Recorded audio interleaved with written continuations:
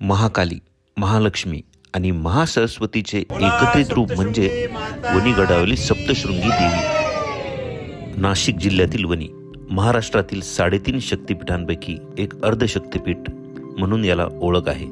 7 शिखरांच्या डोंगरावर वसलेली आहे. सप्तशृंगी माता ही देवी भागवत तसेच दुर्गा सप्तशती या दोन्ही ग्रंथात उल्लेखलेल्या 108 पीठांपैकी महाराष्ट्रात असलेल्या देवीच्या 3.5 पीठांपैकी ते आद्य शक्तिपीठ आहे. आद्य शक्तिपीठ या शब्दाचा अपभ्रंश होऊन अर्धे शक्तिपीठ झाले, परंतु हे मूळ शक्तिपीठ आहे. बाकीची 3 पीठे म्हणजे कोल्हापूरची महालक्ष्मी, तुळजापूरची तुळजाभवानी व माहूरची रेणुका. येथे देवीचे 18 भुजा सप्तशृंगी रूप पाहावयास मिळते.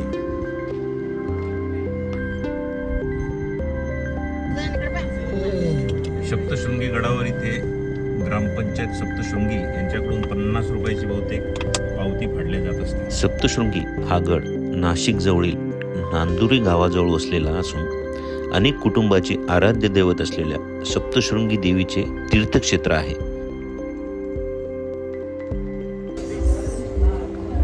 बाजूला रोपवेचं तिकीट काउंटर आहे. 420 रुपये आणि 75 वर्षावरील माणसांचे तिकीट हाफ आहे आणि 3 ते 12 वर्षाच्या मुलांचं तिकीट हाफ आहे. बाकीच्यांचं 100 आहे तिकीट. आणि इकडे वरती आता लिफ्टने आम्ही जाणार आहोत. येथेच कार पार्किंगची व्यवस्थाही आहे. सह्याद्रीच्या पूर्व पश्चिम डोंगरामध्ये हे पठार आहे. हे ठिकाण समुद्र सपाटीपासून सुमारे 4569 फूट उंचीवर आहे. येथे माकडांची भरपूर वस्ती आहे, त्यामुळे इथे लिफ्ट व ही एअरबस येथे केलेली आहे. त्यामुळे भाविकांना खूप सारा डोंगर चढण्याचे काम नाही व पायऱ्याही चढण्या उतरण्याचे काम नाही. लिफ्टने व एअरबसने आपण देवीपर्यंत पोहोचू शकता. पादत्राणे ठेवण्यासाठी इथे योग्य व्यवस्था केलेली आहे. मुलांसाठी, घरच्यांसाठी येथे तुम्ही शॉपिंग आणि प्रसादही घेऊ शकता. हँडिकॅप, वृद्ध अशा सर्वांसाठी येथे वर चढण्यासाठी लिफ्टची सुंदर अशी व्यवस्था केलेली आहे. आपण आहोत सप्तशृंगी देवीजवळ. हे 3.5 शक्तिपीठापैकी अर्धशक्तिपीठ या देवीच्या इथं म्हणतात. अशा पुराणात अशी कथा आहे की पार्वतीचे जेव्हा विष्णूने तुकडे केले होते तेव्हा ते विविध ठिकाणी पडले होते. जिथे ते पडले होते तिथे आपण शक्तिपीठ आहे असं म्हणतो. तर आता हेच त्यापैकी अर्धशक्तिपीठ म्हणजे सप्तशृंगी देवीचा गड. 7 गड इथे असल्यामुळे या गडाला सप्तशृंगी देवी असं नाव पडलेलं आहे. रोपवेची एक सुंदर सिस्टीम एअरबस इथे केलेली आहे. महाराष्ट्र शासन आदिवासी सार्वजनिक बांधकाम विभाग सुयोग बुरबक्सानी फनिक्युलर रोपवे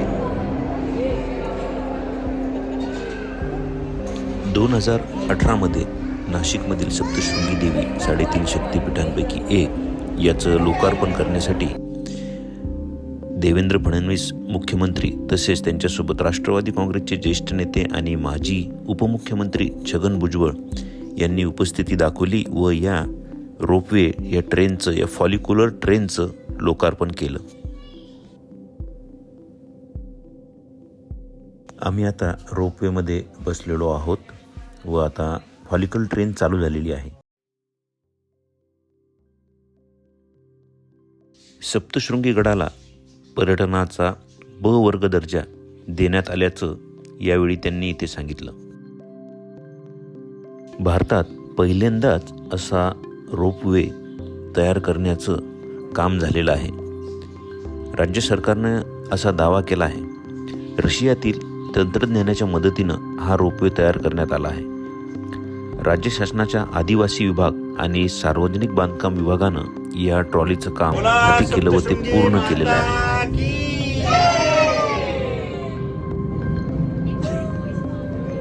या फॉलिक्युलर ट्रेनमध्ये एकाच वेळी 60 भाविक एकाच वेळी प्रवास करू शकतात आणि हा प्रोजेक्ट पूर्णपणे मेक इन इंडियाच्या अंतर्गत आहे. ट्रॉलीचे एकूण 9 डबे आहेत. संपूर्ण रचना ही मेट्रोच्या धर्तीवर केलेली आहे. तांत्रिक अडचण आल्यास सुरक्षेसाठी अलार्म वाजवण्यात येथे दिसत आहे. दिव्यांगासाठी स्वतंत्र मार्गाची निर्मिती येथे केलेली आहे. रोपवेचं 90 अंशात बांधकाम झालं आहे. रोपवेची लांबी 167 मीटर तर उंची आहे 100 मीटर. 2.7 मीटर प्रति सेकंद असा ट्रॉलीचा वेग आहे. CCTVमुळे ट्रॉलीच्या बारकाईनं नजर ठेवता येते. 40 अंश कोनात काम झालेलं आहे. टीची पूर्ण काळजी इथे घेतलेली आहे. एका वेळी 2-3 ब्रेक फेल झाले तरी देखील उर्वरित ब्रेक आपले कार्य चोख बजावतात. एका रोपला सपोर्ट करण्यासाठी आणखी एक रोप टाकण्यात आला आहे. तांत्रिक अडचण आल्यास सिक्युरिटी अलार्म वाजतो. सप्तशृंगी गडाला 550 पायऱ्या असून पायथ्यापासून देवीच्या गाभाऱ्यापर्यंत जाण्यासाठी महिला ज्येष्ठ नागरिकांना याआधी 1.5 ते 2 तास वेळ लागायचा. आता मात्र अवघ्या 1.5 मिनिटातच भाविक मंदिरापर्यंत पोहोचू शकत आहेत. पौराणिक कथानुसार महिषासुराचा वध केल्यानंतर देवीने विश्रांतीसाठी येथे वास्तव केले. पहाटेच 5 वाजेपासून सप्तशृंगी देवीचे मंदिर उघडते. 6 वाजता काकड आरती होते. 8 वाजता देवीच्या महापूजेला सुरुवात होते. या पूजेमध्ये मूर्तीला पंचामृत स्नान घालण्यापासून ते पैठणी अथवा शालू नेसून तिचा साजशृंगार केला जातो. सप्तशृंगी देवीचं दर्शन आम्ही केलं. 7 मोठ्या इथे एक पहाड असल्यामुळे या देवीचं नाव सप्तशृंगी. शृंगम म्हणजे मोठा पहाड, याच्यामुळे सप्तशृंगी नाव पडलेलं आहे. दर्शन झाल्यानंतर परत आम्ही या फॉलिकल ट्रेनमधून खाली पायथ्याशी जात आहोत. आता जाणून घेऊया सप्तशृंगी देवीचा इतिहास. कोणाकडूनही कोणत्याही पुरुषाकडून मरण मिळणार नाही असा वर प्रत्यक्ष शंकराकडून मिळाल्यामुळे महिषासूर नावाचा राक्षस मातला होता. त्याने सरळ स्वर्गावर आक्रमण करून इंद्राला तिथून हुसकावून लावले होते.